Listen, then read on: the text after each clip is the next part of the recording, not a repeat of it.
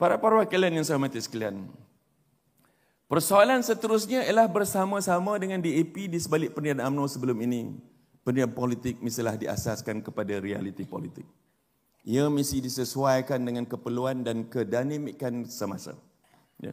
Kita memang kenal pendirian mereka. Mereka juga faham pendirian kita. Mereka tidak bermuka-muka dan berpura-pura setia kawan macam kawan kita dulu. Ya. Mereka tak berpura-pura. Senang kita tentukan pendirian mereka. Kita pula tak perlu pula berpura-pura. Ya. Jadi kita duduk dalam keadaan tak akan berpura-pura. Ya.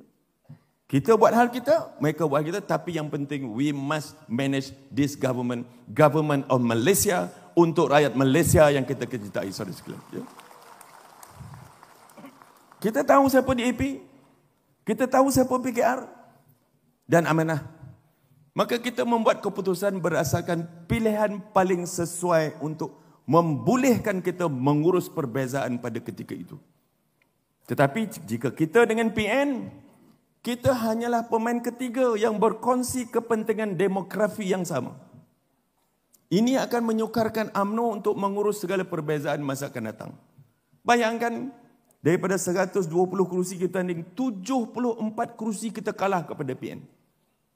Bayangkan pilihan gaya ke negeri yang akan datang ini. Macam mana kalau kita bersama dengan mereka? Ya? Di Kedah kita kalah semua dengan mereka. Di Kelantan, di Perlis kita kalah semua dengan mereka. Di Terengganu kita kalah dengan mereka. Apakah kita terus menerus mahu duduk bersekongkol dengan orang yang akan menikam kita sentiasa apabila duduk bersama? Ya? Yang pasti pilihan kita untuk bekerjasama adalah untuk menjadikan UMNO parti yang akan mewakili kepentingan Melayu terbesar dalam kerajaan sedia ada ini. Kita menjadi parti yang terbesar. Ya. Ini adalah sesuatu yang tidak akan dapat UMNO lakukan jika kita menyertai kerajaan pimpinan PN. Kerana UMNO berada dalam kedudukan ketiga sebagai kuasa politik Melayu dalam perikatan yang sedemikian. Lalu bagaimana semua ini akan menguntungkan UMNO dalam jangka masa panjang? Biar saya jelaskan dengan tegas sekali lagi. Bahawa kita tidak menyertai PH. Kita membentuk kerajaan perpaduan. Dan bekerjasama mengurus negara bersama PH, GPS dan GRS. Ini mesti jelas dan difahami. Pada masa ini, UMNO adalah rakan sekutu dalam kerajaan perpaduan, bukan parti komponen kepada PH. Biar saya tegaskan juga di sini, bahawa selama berpuluh tahun kita bertentangan dengan DAP, semua orang tahu. Tetapi adakah dengan pendirian sedemikian, berpuluh tahun kita bertentangan, orang Melayu berduyun-duyun datang dan menjadikan kita semakin kuat? Dan menjadikan semakin berpengaruh dan berpindah sedemikian?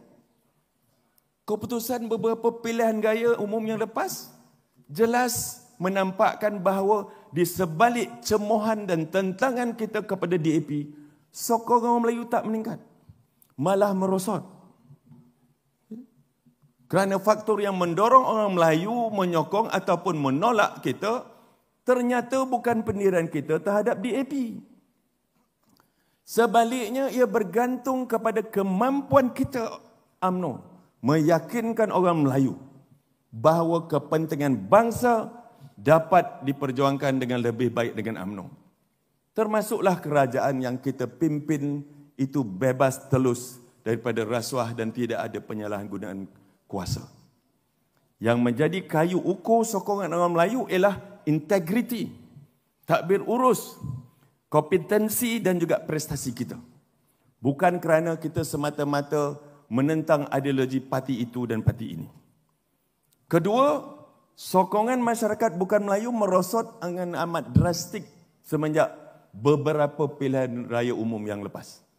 Sehingga dalam keadaan tertentu, kita tewas kerana tidak mampu mendapat walaupun 5% sokongan daripada mereka. Telah lama kita abaikan undi golongan bukan Melayu ini. Jadi kita mesti menerokai strategi lautan biru jika kita nak berkelangsungan.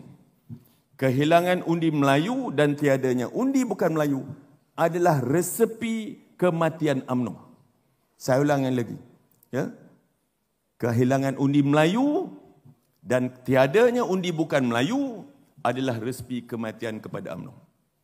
Maka UMNO mesti menerokai potensi politik yang bersesuaian dengan keadaan semasa.